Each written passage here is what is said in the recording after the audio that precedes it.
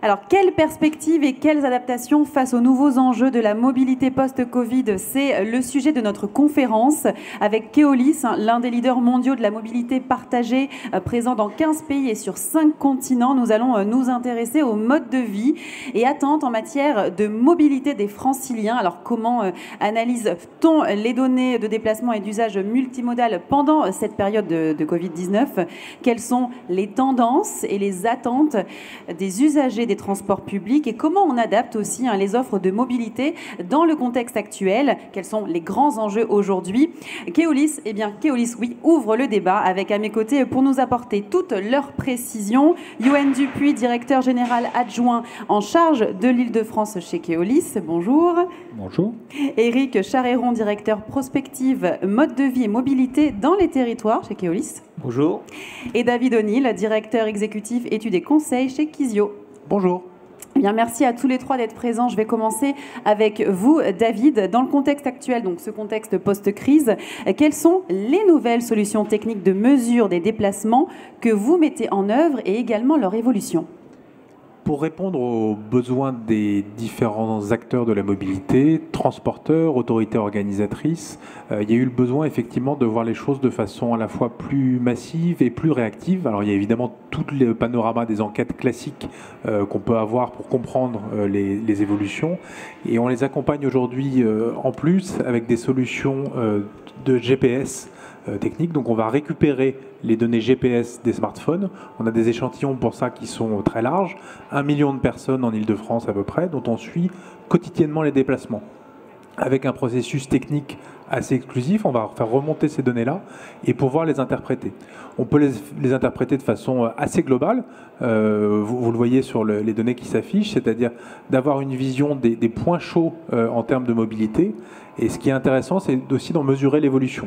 Ce qui a été intéressant dans ce qu'on a regardé, c'est la façon dont, en situation normative, février 2020, on va voir un peu le centre, le soleil de la mobilité francilienne, c'est-à-dire Paris et la très proche Petite Couronne, s'éteindre progressivement, tandis que tout le reste de la mobilité reste quand même encore assez dynamique. Et donc ça permet de mesurer ces évolutions sur des niveaux globaux, mais aussi d'aller plus fin, et aussi de regarder les choses mode par mode, en distinguant ce qui se passe dans les transports en commun, ce qui se passe sur les véhicules individuels, sur les piétons et même maintenant, depuis peu, sur les vélos. Très bien, merci pour ces explications. Alors, quel est le degré de précision? Comment on mesure, comment on analyse les données? Est-ce qu'on peut avoir des exemples concrets? Oui, bien sûr. On peut aller assez fin, c'est-à-dire qu'on peut arriver à mesurer des évolutions dans les fréquentations piétonnes, par exemple, rue par rue. Un de nos clients nous a demandé, par exemple, d'isoler toutes les rues avec les écoles et de regarder les fréquentations heure par heure. Alors, on ne peut pas donner des données absolues, mais on peut mesurer ces évolutions-là. Et on peut aussi cibler des éléments. Par exemple, ce qui est intéressant, c'est de regarder les choses en part de marché, c'est-à-dire entre une origine et une destination, par exemple Argenteuil et Paris. Combien il y a de personnes qui se déplacent tous les jours? Donc ça, c'était des choses qui étaient très compliquées à voir avec des enquêtes. Donc on peut savoir qu'il y a à peu près 120 000 personnes qui vont se déplacer entre Paris et Argenteuil, et ensuite de regarder quels vont être les vecteurs de choix des moyens de transport. Et donc on va s'apercevoir de la rationalité très forte du choix des voyageurs. En heure de pointe, ils vont être 85% à utiliser le transport en commun. En fait, quand on regarde, les données GPS permettent du coup de suivre le temps de voyage tel qu'il est vécu par les voyageurs, et on se rend compte qu'à cette heure-ci, effectivement, il est beaucoup plus rapide sur la plupart des destinations de prendre le transport public. En revanche, la nuit, là où le fer ne marche plus et on a du bus à la place, la voiture est beaucoup plus rapide, et donc la part de marché de la voiture monte, elle, à 85%. Donc ça, c'est intéressant de regarder, et on voit que dès lors que le TC est compétitif, on a pris un autre exemple, par exemple à Saint-Quentin en Yvelines, en gros les gens se déplacent en moyenne en voiture autour de 19 km/h. et en transport en commun autour de 15 et à pied, de façon générique, un peu partout à 5 km/h. Or, on se rend compte que, par exemple, dans une ville où les transports en commun sont un peu moins performants, on est plutôt autour de 13 km/h, et donc où la voiture apparaît comme beaucoup plus performante, alors la part de marché du TC est à 10%. À l'inverse, quand les vitesses se rapprochent, et ben la part du marché du transport en commun peut doubler. Et donc après, on va voir ces évolutions dans le temps, parce qu'évidemment, il s'est passé énormément de choses, et ça a été un des grands enseignements. On avait l'impression parfois que les comportements en termes de mobilité étaient assez figés. Évidemment, avec le Covid, on s'est rendu compte que les gens s'adaptaient extrêmement rapidement au sujet et aux évolutions. Et toute la question, et ça va être aussi l'intervention d'Éric, c'est de voir qu'est-ce qu'on va garder de structurel là-dedans. Nous, ce qu'on a vu, par exemple, c'est ces baisses des flux très forts, évidemment, vers le centre de Paris, et aussi assez inégales. Par exemple, en février 2021, il y avait 25% de flux en moins de la Petite Couronne vers le centre de Paris, mais 40% de flux en moins entre la Grande Couronne et Paris. Qu'est-ce qui va rester de ça? Des habitudes nouvelles. On voit que la marche à pied a pris beaucoup d'essor, que les trajets de plus de 3 km ont augmenté de près de 200%. Donc voilà, est-ce que ça va être une tendance qui va perdurer? Et le dernier point qui nous a beaucoup frappé, c'est que tous ces comportements rationnels individuellement, ils créent de l'intelligence collective. C'est-à-dire qu'il y avait la peur de tout le monde, au moment notamment du déconfinement, de se retrouver très entassés dans les lieux. Et on a vu des phénomènes de régulation naturelle très forts. Par exemple, on a regardé dans les 5 plus grands centres commerciaux franciliens la façon dont les gens, avant, il y avait un pic très très fort le samedi après-midi, où on se retrouvait avec des fréquentations extrêmement fortes. Et bien ces fréquentations-là, elles ont baissé de quasiment 40%, et elles se sont étalées sur d'autres jours et d'autres moments de la semaine, sans savoir qu'est-ce qui pouvait permettre à chacun de s'organiser pour trouver ces éléments-là. Et donc voilà, il y a beaucoup de tendances comme ça qui apparaissent et qu'on retrouve aussi bien sûr dans les enquêtes. Donc là, vous nous parlez de cette tendance où on parle de rationalité individuelle qui se transforme en intelligence collective, où on a justement évité d'aller dans les heures affluentes tous ensemble dans les supermarchés. Est-ce qu'on retrouve cette même tendance dans les transports du coup? Ça se passe de la même façon? Alors, on a encore un peu moins de monde aujourd'hui dans les transports, mais on sent effectivement que l'heure de pointe, elle est plus émoussée qu'avant. Elle était évidemment très forte avant. Il y a plusieurs phénomènes qui restent. Évidemment, il y a celui du télétravail, qui touche principalement les cols blancs et les cadres, et donc tous ceux qu'on retrouvait justement sur ces heures de pointe. On voit que c'est un peu moins le cas sur la pré-pointe du matin, c'est-à-dire là où on a des gens qui ont moins le choix de prendre le transport public. Et donc ça, c'est vraiment des interrogations pour demain. Est-ce que ces tendances, elles vont persister? Et si oui, quels impacts elles auront? Et bien sûr, on verra tout ça par la suite, effectivement. Alors, je vais passer à Éric maintenant. On va revenir sur cette crise du Covid-19. Est-ce que tous les franciliens et les franciliennes ont vécu la mobilité de la même manière? Je crois que non, mais on va avoir une explication précise.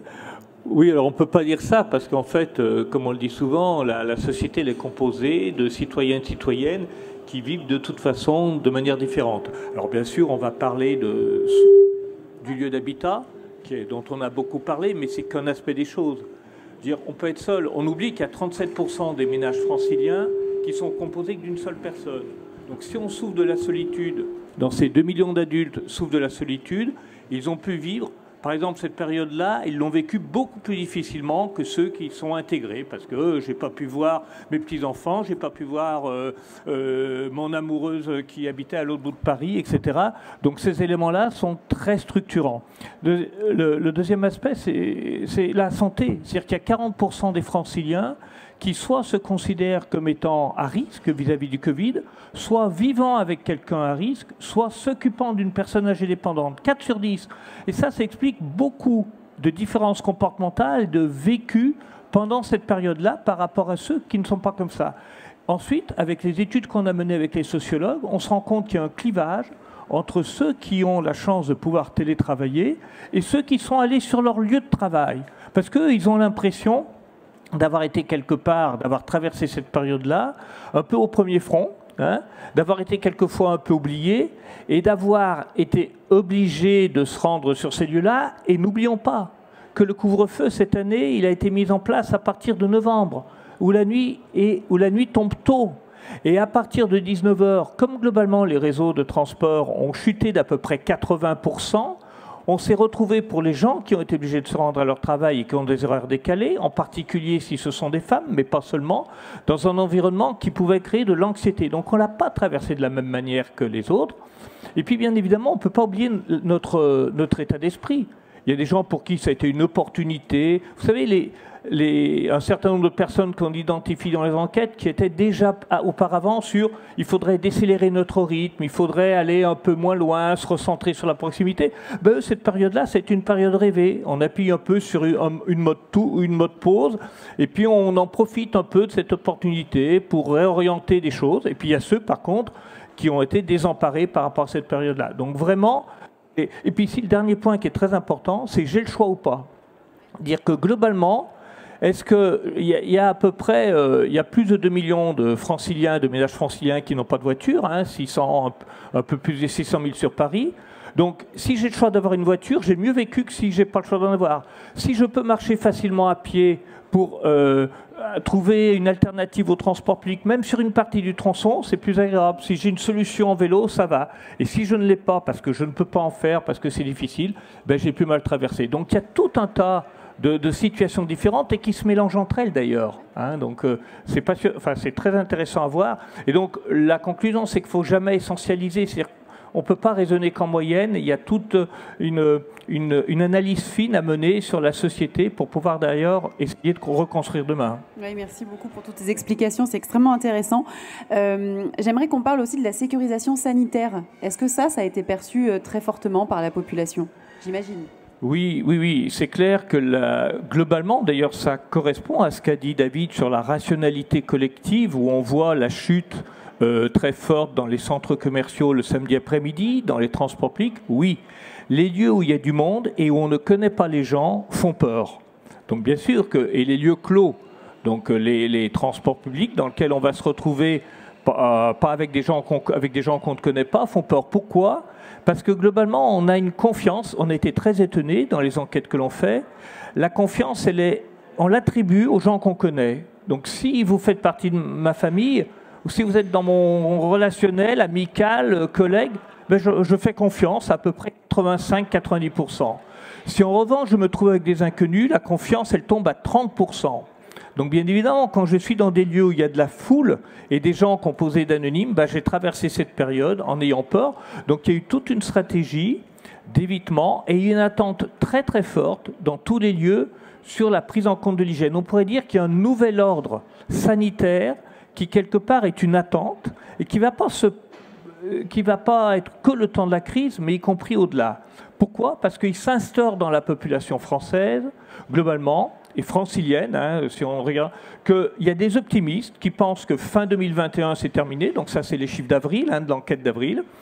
Et puis en gros, il y a les pessimistes, 40%, qui pensent qu'au plus tôt ce sera après 2022, voire jamais.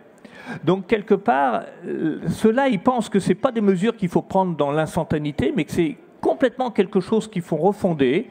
Donc le port du masque, il faudra peut-être le porter tout le temps, les gels hydroalcooliques en permanence partout, les habitudes de plus faire la bise, sur les relations physiques. Il y a toute une partie des gens qui pensent que c'est fait pour durer. Et donc une attente extraordinaire par rapport à l'ensemble des acteurs pour que ce soit pris en compte dans la société. Alors, on parle aussi de l'évolution de ce que l'on nomme la fleximobilité, pour ne pas être totalement dépendant des transports. Vous l'avez bien expliqué, marcher, faire du vélo quand on a le choix, pourquoi pas prendre la voiture, etc. Ça a fortement marqué la population. Est-ce qu'on peut aller un peu plus profondément, si je puis dire, dans cette tendance ? Alors aujourd'hui, oui, ce qu'on peut dire, c'est qu'il y a eu un changement par rapport au vélo et par rapport à la marche à pied, très très net. Par contre, on fait un observatoire de 4500 personnes qu'on suit régulièrement. Et si on regarde l'échantillon spécifique Île-de-France, on se rend compte que, comme partout en France, le pourcentage des gens qui, au cours du mois, font du vélo, de la trottinette ou marchent, c'est à des positions à peu près figées depuis le mois de juin-juillet. Dire globalement, il y a eu une forte évolution entre avant le premier confinement et après. Mais globalement, si on regarde le nombre de gens qui pratiquent, ben en gros, sur un mois, en Île-de-France, c'est 25% qui pratiquent le vélo ou la trottinette, électrique ou pas électrique. La marche longue distance hors promenade, c'est 50% dans le mois. Donc, ce que dit David quand il dit qu'il a observé avec les traces GPS une augmentation de la marche, c'est clair que la marche, elle est invisible parce qu'elle est tellement habituelle qu'on finit par plus y faire attention. Donc on ne la voit plus, la marche. Et en fait, c'est elle qui s'est non seulement le plus développée, qui concerne le plus de personnes parce qu'elle est très inclusive. Voilà, donc ça, c'est des stratégies. Et la marche se combine très bien avec le transport public.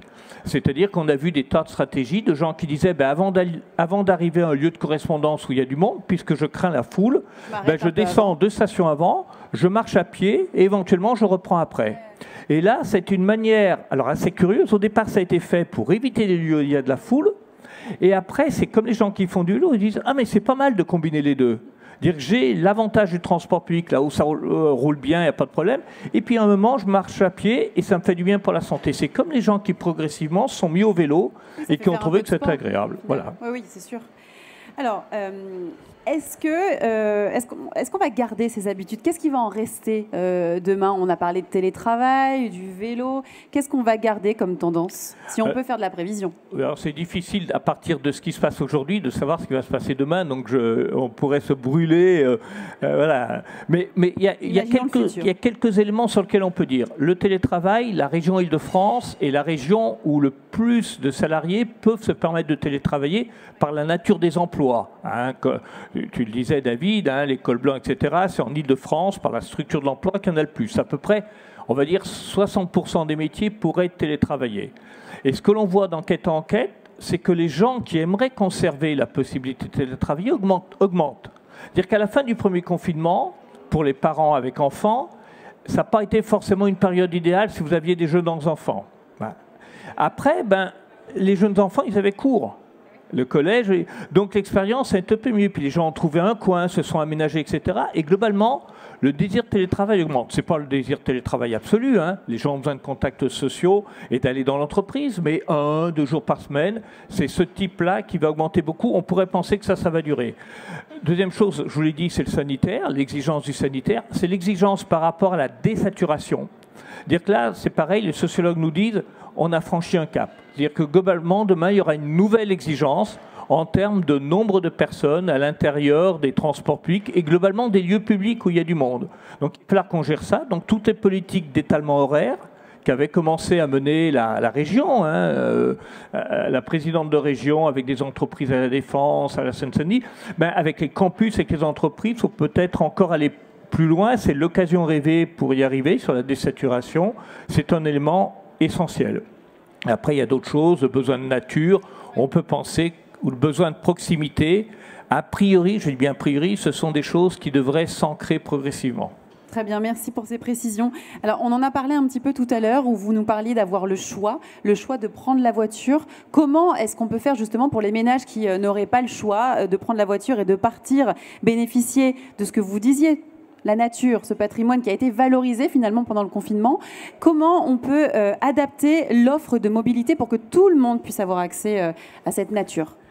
Alors oui, il y a une demande très très forte. Hein. Je veux dire, ce à quoi on ne faisait pas attention avant, parce que ça faisait partie un peu du paysage mental, mais sans plus, le patrimoine naturel de proximité est remonté sur le devant de la scène. C'est-à-dire tout d'un coup, on a redécouvert que dans son environnement, dans la région, il y avait des endroits très agréables. C'est ce que fait Transilien, d'ailleurs, en valorisant les lieux, les bords de la Marne, etc., en disant vous pouviez y aller le week-end, et ensuite de s'associer, par exemple, avec des fédérations de randonnée pour donner envie aux gens de partir des endroits denses quand ils n'ont pas de voiture et d'être au contact de la nature, du patrimoine bâti, du moulin, de Chelles, etc., peu importe, des endroits qui donnent envie de sortir de la ville et qui vont d'ailleurs jouer sur le fait qu'on peut avoir envie d'y rester.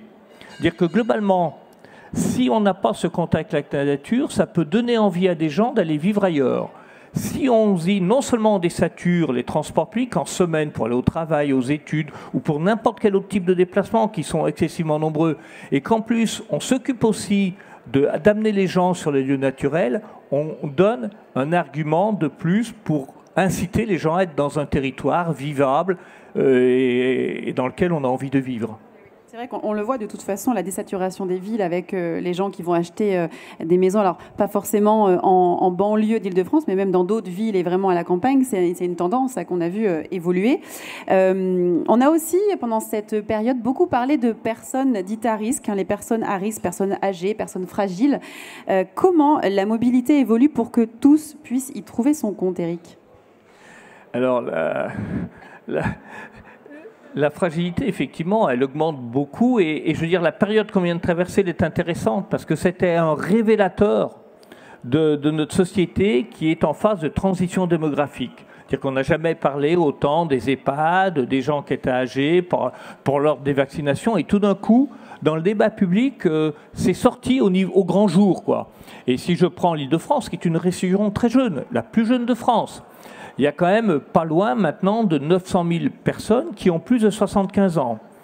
De l'autre côté, il y a la progression, les progrès de la médecine, qui fait qu'aujourd'hui, entre 15 et 75 ans, donc j'enlève les plus de 75 ans qui sont près de 900 000, vous avez 1 500 000 franciliens, franciliennes qui sont dans les protocoles des affections de longue durée de la sécurité sociale, c'est-à-dire qui sont malades, tumeurs malignes, maladies coronaires, et qui sont suivis et qui ont des fragilités invisibles.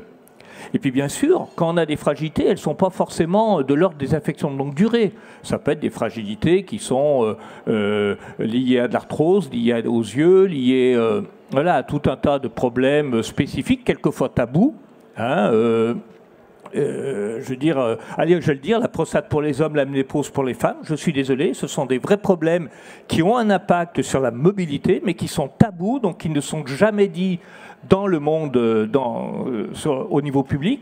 Et tout ça, aujourd'hui, une région bienveillante, des territoires bienveillants, c'est de prendre en compte cette diversité de situations par la mobilité pour que les personnes, effectivement, ne regardent pas, qu'on ne bâtisse pas des solutions de mobilité que pour les gens qui se déclarent en forme, qui sont en forme, parce que c'est l'image qu'on a envie de renvoyer de nous, mais qui soient attentifs justement à toutes ces fragilités, qui ne sont dans l'ensemble pas visibles comme le logo l'indique ici, c'est-à-dire qu'on ne le voit pas, on ne le décèle pas à l'œil nu, et pourtant c'est fondamental pour faire des territoires des grandes villes, en particulier l'Île-de-France, une région qui soit bienveillante et accueillante, où chacun se sente à sa place. Ce qui est d'ailleurs la définition d'une région, d'une smart région, c'est où chacun doit trouver sa place. Donc ça nous oblige tous à prendre en compte cette dimension-là, c'est absolument essentiel. Merci beaucoup, Éric. Alors, Youhen, suite à la crise, comment sera la mobilité en Île-de-France ? Alors, l'enjeu, vous l'avez compris, c'est de bien comprendre les attentes de nos concitoyens, les évolutions des comportements de mobilité, surtout avec les ruptures que nous vivons. Nous ajoutons des outils, justement, d'analyse qui sont territorialisés et qui permettent au plus près des territoires de comprendre. Alors, je pense que l'enjeu véritable, il est de faire en sorte que après la crise climatique, la crise écologique, et maintenant la crise sanitaire, on ne sort pas de la crise sanitaire avec une accélération de la crise climatique et de la crise écologique. Donc ça veut dire que il ne faut pas que la sortie de la crise sanitaire soit le retour aux tout-voitures des années 70, une désaffection des transports en commun, mais justement, il faut que cette relance, et je crois qu'on est au salon où on va parler de relance pour les territoires, donc on est là dans la relance verte, il faut absolument que le transport public devienne un des moteurs de la relance, notamment en Île-de-France. Sinon, on aura tout le tout-voiture, la congestion, des atteintes au pouvoir d'achat, parce que se déplacer en voiture, avec en plus les prix du pétrole qui vont réaugmenter, ça sera un impact majeur. Donc à nous de prouver que le transport public est compétitif en termes de gain de temps, en termes sanitaires, en termes de confort et d'un point de vue également économique et du point de vue du pouvoir d'achat. Alors évidemment, nous on appelle de nos voeux et on travaille avec notre autorité organisatrice, Île-de-France Mobilité, sur le maintien, je dirais, de la forte dynamique de croissance des transports publics en Île-de-France. Sur quelques années, les dernières années, on était à environ 4 à 5% de croissance en moyenne. On a besoin de continuer cette dynamique tous ensemble, de manière à ce que les voyageurs puissent trouver une offre de transport public qui corresponde à leurs besoins. Alors peut-être avec moins de transport à l'heure de pointe, puisqu'il y a éventuellement un écrêtement lié au développement du télétravail, mais en fait il va y avoir, on le pense, une forte accélération d'une dynamique qu'on avait déjà observée avant la crise du Covid, qui est en fait le fort dynamisme des transports qui ne sont pas liés au lien domicile-travail ou domicile-études, qui ne sont pas liés à l'heure de pointe et qui aujourd'hui déjà représentaient, enfin quand je dis aujourd'hui c'est avant la crise du Covid, représentaient 70% des déplacements. Voilà, donc en fait il va y avoir une augmentation des autres motifs de déplacement, la famille, les amis, les rendez-vous médicaux, voilà, le loisir évidemment. Et donc, il va y avoir cette continuité de croissance, même si on peut avoir, au fil de la journée, des périodes, une vision un petit peu différente. Alors, ce qu'on doit faire, c'est réassurer aussi nos voyageurs, réassurer...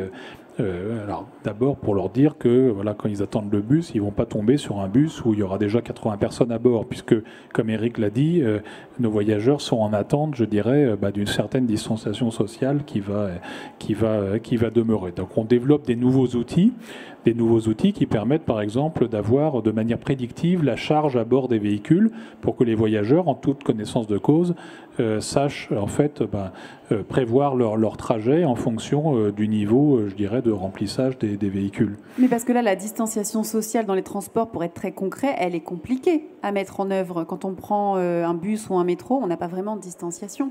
Le premier levier de distanciation, c'est qu'il y ait plus de bus. Parce que si vous avez plus de bus pour transporter autant de voyageurs, déjà, vous offrez un service qui est un service d'une meilleure distanciation sociale. Deuxième possibilité, c'est ce que j'indiquais, c'est en plus d'informer clairement les voyageurs sur le niveau. Donc voilà, c'est une certaine manière réassurer, déstresser les voyageurs. Troisièmement, c'est la demande sanitaire, donc le port du masque qui va rester encore, j'imagine, pendant quelques mois, et en tout cas, on s'applique à maintenir cette discipline au sein des réseaux que l'on exploite. On a vu brièvement l'image, c'est également la désinfection, c'est-à-dire on doit à nos voyageurs une propreté de nos véhicules irréprochable. Donc ça nous a permis de développer de cette crise sanitaire en fait de nouvelles techniques. Des nouvelles techniques de désinfection avec des nouveaux produits, des innovations également, avec, par exemple, on travaille avec Île-de-France Mobilité sur des tissus qui s'auto-nettoient ou des barres de maintien, des barres de contact dans nos bus qui sont composés de matériaux qui sont par définition virucides, hein, c'est-à-dire que les bactéries et les virus ne s'accrochent pas sur ces matériaux. Donc ça a suscité de l'innovation. On travaille également sur le parcours sans contact, hein, c'est-à-dire comment éviter pour que les voyageurs aient à appuyer sur un bouton, à s'asseoir, à accrocher une barre de maintien lorsqu'ils veulent s'asseoir ou se relever. Donc on travaille également sur le parcours client pour éviter au mieux les points de contact. Ça fait partie de la réassurance. Et puis au-delà de ça, il faut continuer aussi à rendre les transports attractifs. Les transports attractifs, ça va être des transports aussi propres. On a parlé de la transition écologique, donc on rendra les transports publics encore plus attractifs si on accélère, ce qui est le cas, la transition vers le biogaz, vers l'électrique, qui offre aussi des véhicules plus confortables et non polluants, plus silencieux. Et enfin, dernier point que je voulais souligner, c'est que nos clients, c'est vraiment en Île-de-France, dans toutes les enquêtes clients que l'on relève, ils sont très sensibles au sentiment d'insécurité. Donc ce qu'on doit à nos clients, c'est une présence humaine très importante sur les réseaux de transport public. Et là, Keolis, avec Île-de-France Mobilité, déploie des nouvelles solutions avec la création d'une nouvelle entité qui s'appelle Keolis Contrôle et Humanisation, voilà, qui professionnalise toute notre démarche de prévention, de médiation, de contrôle et de sûreté dans les transports publics en Île-de-France, et y compris faisant appel à des nouvelles technologies comme l'intelligence artificielle. Voilà, le jour où nos clients se sentiront complètement en confiance dans les transports publics parce que c'est propre, ils en ont la garantie, ils savent quel va être le niveau d'occupation, et puis il y a une présence humaine, je dirais, on aura tous les atouts pour réussir le défi qui est devant nous, hein, le défi écologique, économique, du pouvoir d'achat, qui est de relancer, je dirais, notre pays et également, surtout la région Île-de-France, par un transport public compétitif. On a vraiment balayé tous les enjeux, tous les projets, les innovations. Merci beaucoup pour toutes ces précisions. Est-ce que dans l'Assemblée, vous auriez des questions à poser à nos intervenants ? Une ou deux questions. Je sais que tout a été dit, mais vous pourriez avoir besoin de précision quand même, non? Je sais pas. Personne n'a de questions? Alors, est-ce que vous voulez rajouter quelque chose, peut-être sur, je ne sais pas quel sujet, l'un ou l'autre, UN, pour commencer? La crise sanitaire, elle nous a amené à nous réinterroger, finalement, comme toutes les périodes de rupture, sur les besoins. Donc, à travers la démarche Kéoscopie qui est animée par Eric, effectivement, on avait déjà anticipé, je dirais, un certain nombre d'évolutions de comportements, de besoins de mobilité, avec une forte territorialisation, parce qu'en Ile-de-France, les territoires sont très divers et donc les besoins ne sont pas semblables. Mais du coup, on s'était doté des outils qui, dans cette période de rupture, nous ont permis vraiment assez rapidement d'approfondir pour capter justement les ruptures en termes de comportement et d'attente de nos voyageurs. Donc l'enjeu de cette sortie de crise, c'est justement de mettre en place tous ces outils, y compris les outils d'analyse dont David a parlé, pour être en capacité de proposer aux différents territoires franciliens des outils précis d'analyse, de mesure, qui permettent de bien comprendre les attentes des habitants et surtout qu'il n'y ait pas de temps de latence entre la sortie de crise et puis l'adaptation, si elle est nécessaire, des réseaux de transport en Ile-de-France. Voilà, donc c'est toute cette démarche, à la fois qualitative et quantitative, qui va nous permettre d'anticiper et puis justement de répondre au mieux aux attentes des Franciliens. Parfait, merci beaucoup. L'anticipation, c'est le maître mot, ça c'est certain. J'aimerais qu'on regarde une petite vidéo tout de suite pour finir et on reviendra peut-être avec une ou deux questions. On verra si vous voulez aussi rajouter quelque chose. Donc on regarde cette vidéo.